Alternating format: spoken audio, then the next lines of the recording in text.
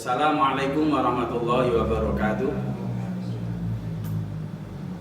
Bismillahirrahmanirrahim. Alhamdulillahirabbil alamin. Assalatu wassalamu ala sayyidina wa maulana Muhammadin wa ala alihi wa ashabihi ajma'in, amma ba'du.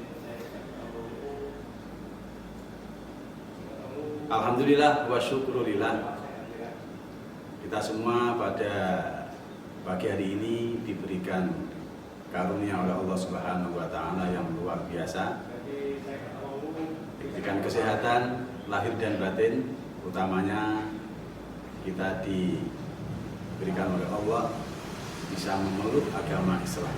Shalawat dan salam semoga tercurahkan kepada junjungan kita Nabi besar Muhammad Shallallahu Alaihi Wasallam. Mudah-mudahan kita semua menjadi umatnya yang bisa melaksanakan sunnah-sunnahnya, bisa melanjutkan perjuangannya, sekaligus menjadi umat yang nanti berguna untuk diri sendiri dan tentu kepada orang lain. Mudah-mudahan amin Allahumma amin. Anak-anak sekalian yang saya cintai dan saya banggakan, di sini saya akan menyampaikan materi yaitu wawasan kemadrasahan. Di dalam materi wawasan kemadrasahan, yang pertama yaitu visi, misi, dan tujuan madrasah. Yang kedua yaitu tentang struktur kurikulum madrasah, pengertian tentang visi madrasah. Pengertian secara umum, visi itu adalah cita-cita atau harapan jangka panjang yang ingin dicapai. Jadi sebuah keinginan yang akan dicapai tapi dalam jangka panjang. Ini mungkin anak-anak semua ketika sekolah di SD maupun di MI, di sana sudah dikenalkan, bahkan sudah sering anak-anak baca di sekolahan anak-anak sekalian. Itu ada visi misi SD mana, visi misi MI mana, itu ada. Di madrasah kita, Madrasah Tsanawiyah Negeri 2 Jepara ini punya misi, punya visi. Visinya jelas. Apa visi madrasah kita? Yaitu terwujudnya peserta didik yang religius, disiplin, kemudian terampil dan berprestasi. Saya ulangi, terbentuknya peserta didik yang religius, disiplin, terampil, dan berprestasi. Ada 4 kata yang nanti akan saya jelaskan, yaitu religius, disiplin, terampil, dan berprestasi. Saya mulai dari religius. Anak-anak semua, madrasah kita, visi kita atau harapan madrasah kita adalah bagaimana supaya anak-anak alumni dari madrasah ini mempunyai sifat sikap yang religius. Tandanya apa? Atau indikasinya apa? Ini kata kita akan mulai dari pertama.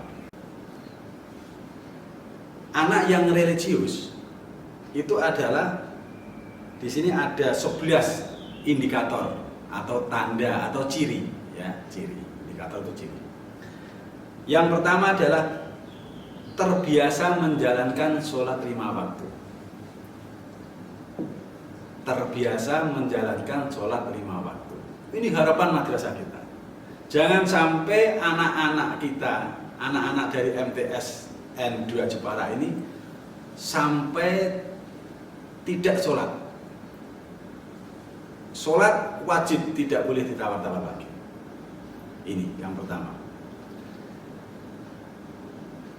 Yang kedua, tertib dalam menjalankan sholat sunnah rawatib. Ini mungkin anak-anak sudah ada yang aktif, ada yang mungkin kadang iya, kadang tidak. Nah, ini di madrasah kita sudah dibiasakan di samping nanti dibiasakan sholat 5 waktu, juga sholat sunnah rawatib. Bentuknya adalah qobliyah dan ba'diyah. Qobliyah itu sholat sunat yang dilaksanakan sebelum sholat fardu, dan ba'diyah itu artinya sesudah. Jadi sholat sunat yang dilakukan setelah sholat fardu, yang mengiringi, jadi makanya rawatib. Ini nanti akan dipraktekkan di madrasah kita. Setiap sholat zuhur berjamaah bersama-sama, semua kegiatan pembelajaran di dalam ruangan ini semuanya bersama-sama ke masjid untuk melaksanakan sholat berjamaah. Dan sebelumnya dilaksanakan yang namanya sholat sunnah rawatib. Terbiasa menjalankan sholat berjamaah, ini tadi sudah kita singgung. Anak nanti dibiasakan, dilatih menjadi orang yang rajin sholat plus sholatnya berjamaah. Kemudian yang keempat, peserta didik supaya gemar bersedekah. Ini pun sudah dilatih di madrasah kita. Saya ingin sampaikan kepada anak-anak bahwa di madrasah ini nanti dilatih bersedekah. Contohnya setiap minggu sekali anak-anak untuk menyisihkan uang jajan atau sangunya ini untuk disedekahkan untuk teman-teman kita yang kekurangan atau untuk siapa saja. Tidak usah minta jatah sendiri pada orang tua untuk ini hari Senin sedekah Bu, tidak usah. Jadi karena namanya latihan, terbiasa dengan menyisihkan miliknya untuk orang lain. Yang kelima, termasuk kategori anak yang religius. Religius itu gambarnya seperti ini, agamis, orangnya itu agamis. Mampu membaca Al-Quran dengan baik dan benar. Ini mungkin anak-anak yang sudah tamat TPQ, sudah pernah tamat IMTAS, sudah bagus. Tetapi yang belum, jangan khawatir. Insya Allah, tamat dari sini anak-anak sudah bisa baca Al-Quran dengan baik. Kenapa? Untuk anak-anak yang belum bisa baca atau bacaannya belum bagus, nanti akan ada privat khusus. Kapan dilaksanakan? Dilaksanakan setiap setelah sholat berjamaah.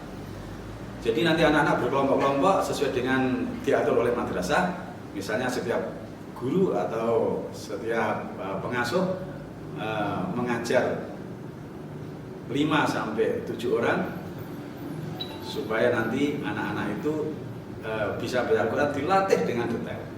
Jadi kemampuan anak-anak itu nanti akan berkembang sesuai dengan lambat laun akan sama. Jadi untuk orang tua pun tidak usah khawatir, anaknya tidak bisa baca Al-Quran. Insya Allah kalau memang orang tua, dukungan orang tua dan anak-anak juga serius, insya Allah nanti bisa dari sini bisa baca Al-Quran dengan baik. Selanjutnya, termasuk ciri anak yang religius adalah di sini nanti diharapkan anak bisa hafal Asmaul Husna dan surat-surat pendek. Asmaul Husna dan surat-surat pendek. Asmaul Husna di samping juga diberikan kesempatan untuk menghafal sendiri, juga nanti di madrasah kita dibiasakan dengan membaca Asmaul Husna setiap akan masuk pelajaran. Semuanya mendengar, semuanya membaca. Padahal saya tahu bahwa apa saja yang sering didengar, apa saja yang sering dibaca itu otomatis hafal sendiri.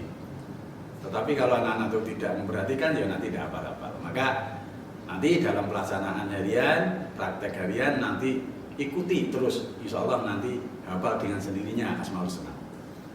Demikian juga surat pendek. Surat pendek itu kalau sering dibaca, sering mendengar, nanti juga hafal-hafal sendiri.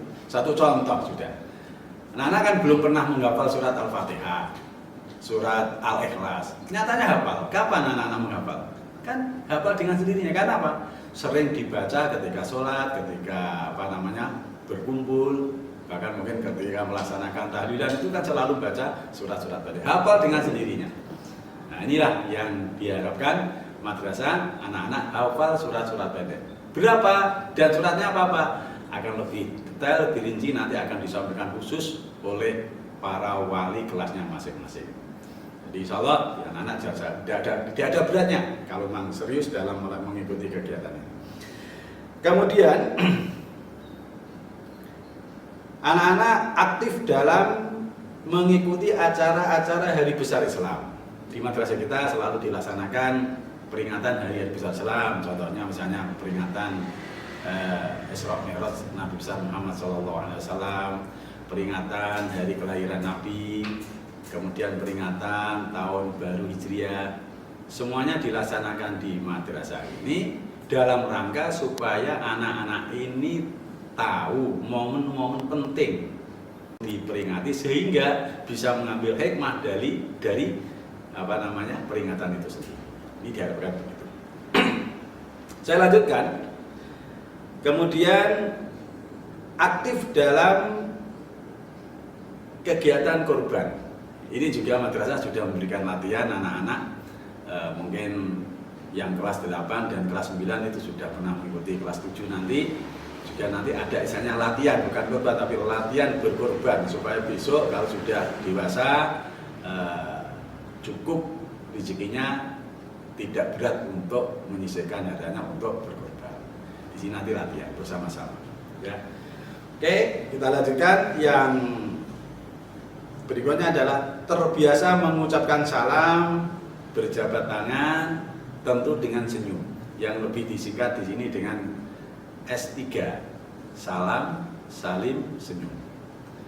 Kebiasaan ini karakter yang tidak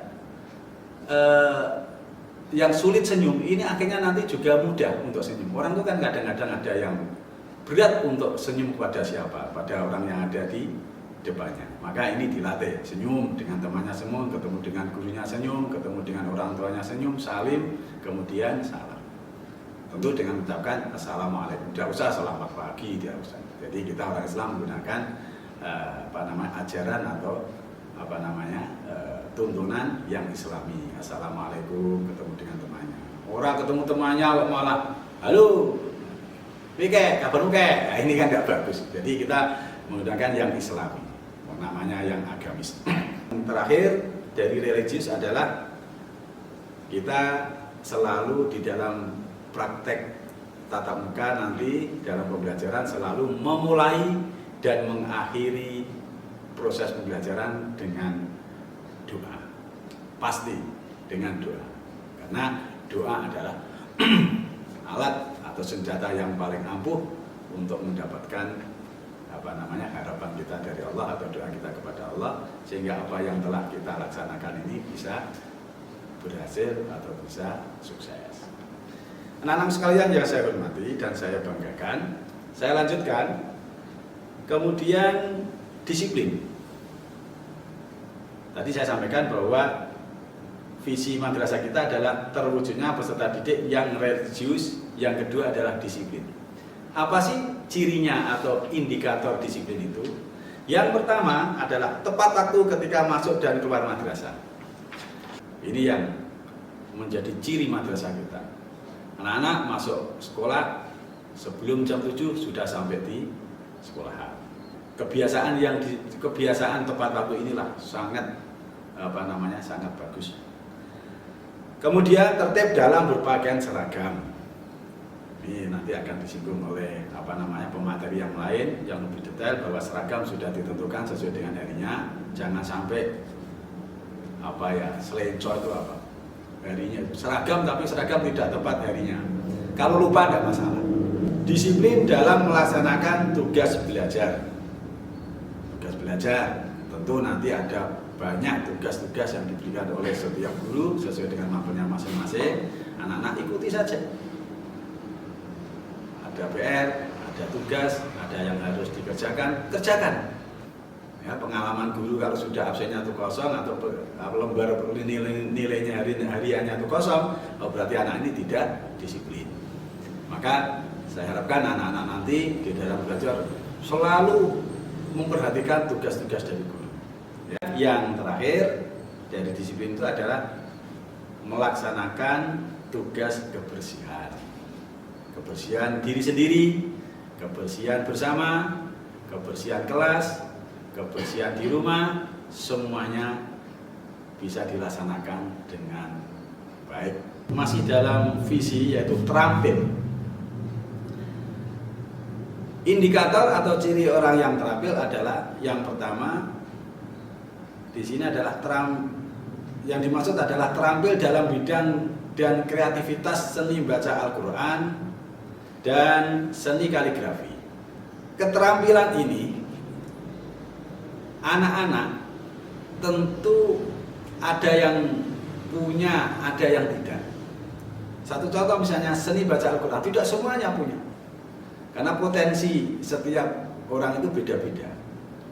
Maka mana potensi yang anak-anak miliki, ayo dikembangkan terus. Bisa seni baca Al-Quran, kembangkan, itu kelebihan kalian. Kemudian dalam hal kepramukaan dan PMR, ada yang di PMR. Di sini nanti insya Allah dilanjutkan, jangan sampai putus. Keterampilan anak-anak di bidangnya nanti akan selalu dikembangkan di sini. Maka nanti keahlian atau pengalaman apa yang dimiliki oleh anak-anak ketika di SD DMI jangan sampai berhenti, terus kembangkan terus.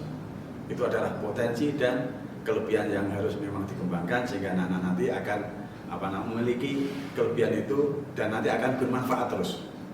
Memiliki kelebihan atau life skill di bidang hitobah, kelebihan atau punya hobi atau punya potensi di bidang hitobah atau pidato, terus kembangkan. Terus kembangkan terus. Di sini nanti ada praktek berpidato minimal setiap minggu ya, setiap minggu atau setiap 2 minggu sekali. 1 minggunya untuk kegiatan upacara setiap hari Senin, minggu berikutnya ada kegiatan hitobah. Dan itu tidak hanya hitobah saja, sampai kepada di sana sampai praktek membaca Al-Quran, praktek tahlil, mimpin tahlil. Kemudian praktek membawa acaranya, kemudian hitobahnya. Di depan dewan guru, di depan para pegawai madrasah, di depan semua teman-teman kalian. Dan harapan madrasah nanti besok inilah menjadi bekal kalian, jadi orang-orang yang bisa bermanfaat ilmunya karena bisa menyampaikan dengan baik. Di sini yang keempat adalah unggul dalam lomba olahraga. Tentu ini butuh waktu, nanti akan dibidani oleh guru olahraga, mana anak-anak yang punya bakat, punya hobi di bidang olahraga, karena olahraga itu banyak macamnya. Nanti bisa pilih anak-anak mana kira-kira yang anak-anak miliki, misalnya di sepak bola, terus kemudian bola voli, bulu tangkis misalnya, dan banyak lagi olahraga yang nanti akan dibantu, diarahkan oleh guru kita sehingga potensi yang dimiliki oleh anak terus berkembang terus, jangan sampai berhenti. Anak-anak sekalian yang saya cintai dan saya banggakan, kemudian visi yang terakhir cirinya adalah yaitu berprestasi. Prestasi secara normatif anak-anak diharapkan oleh madrasah kita ini bisa naik 100%, tidak memenuhi. Maka nanti akan saya sampaikan norma kenaikannya anak itu harus memenuhi syarat-syarat yang sudah ditentukan oleh madrasah. Kemudian madrasah mengharapkan anak-anak bisa lulus 100%. Baik itu ujian nasional, ujian madrasah, sehingga anak-anak memperoleh predikat 100% setiap tahun. Anak-anak semua yang saya cintai dan saya banggakan, kita lanjutkan dengan misi. Itu tadi baru cerita tentang visi, ya. Sekarang misi. Misi madrasah kita apa? Yaitu menumbuh kembangkan budaya religius pada seluruh warga madrasah. Disinggung di visi tadi bahwa di madrasah kita selalu kegiatannya selalu bernuansa Islami. Ya. Kemudian meningkatkan kualitas masyarakat sanawiyah yang madani untuk mengabdi kepada umat. Harapan madrasah ini anak-anak besok kalau sudah menjadi alumni madrasah kita ini menjadi berguna, menjadi manfaat di masyarakat. Kemudian yang kelima, meningkatkan proses pendidikan dan pengajaran yang sejuk, senang, dan bermutu yang didasarkan pada akhlakul karimah. Di madrasah kita diupayakan supaya hubungan antar siswa, hubungan siswa dengan guru, guru dengan guru, terutama siswa dengan siswa supaya rukun. Kenapa? Karena ini kunci. Kalau anak-anak tidak rukun, tentu akan terganggu dalam proses pembelajaran. Kemudian yang keenam, menyelenggarakan pembinaan dan pelatihan life skill untuk menggali dan menumbuh kembangkan minat, bakat peserta didik yang berpotensi tinggi agar dapat berkembang secara optimal. Di depan sudah saya singgung bahwa nanti anak-anak yang punya potensi, punya kelebihan di bidangnya masing-masing, baik itu di olahraga, di kepramukaan, di seni, baik itu seni suara, seni seni bela diri misalnya, semuanya akan diarahkan, dikembangkan di sini sesuai dengan minat anak-anak semua. Insya Allah nanti akan potensi anak-anak bisa berkembang terus dan akan menjadi anak yang berprestasi. Tujuan madrasah kita secara garis besar, tujuan pendidikan Madrasah Tsanawiyah Negeri 2 Jepara ini adalah meletakkan dasar kecerdasan, pengetahuan, kepribadian, akhlak mulia, serta keterampilan untuk hidup mandiri dan mengikuti pendidikan yang lebih lanjut.